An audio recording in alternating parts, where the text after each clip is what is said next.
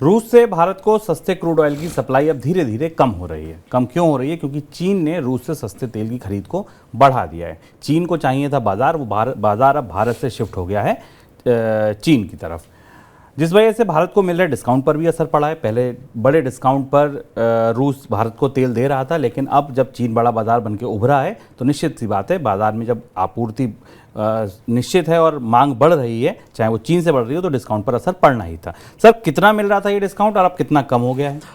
चीन ने भारत को रूस के कच्चे तेल के बाजार में गहरी प्रतिस्पर्धा दी है। इसे हाल में आप शी जिनपिंग और पुतिन की मुलाकात और चीन के और रूस के गहरे रिश्तों के तौर पर भी देख सकते हैं।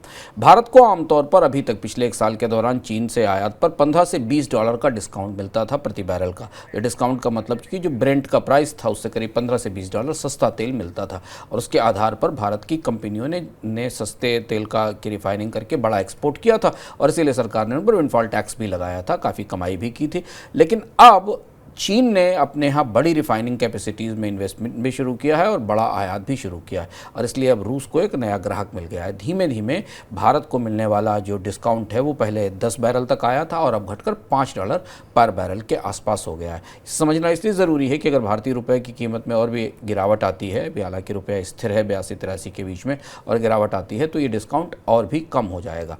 एक पहलू है। दूसरा पहलू ये है कि भारत और रूस के बीच पेमेंट्स को लेकर अभी स्थितियाँ बेहतर नहीं हुई हैं। हम आपको बता चुके हैं मनी सेंट्रल में कि रूस भारतीय रुपए में पेमेंट लेने को तैयार नहीं है, इसलिए भारत को दिरहम की मदद लेनी पड़ी है।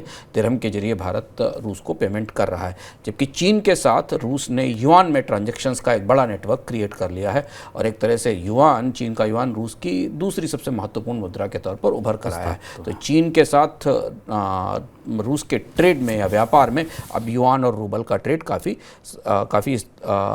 कुशलता के साथ और काफ़ी तेज़ी से हो रहा है।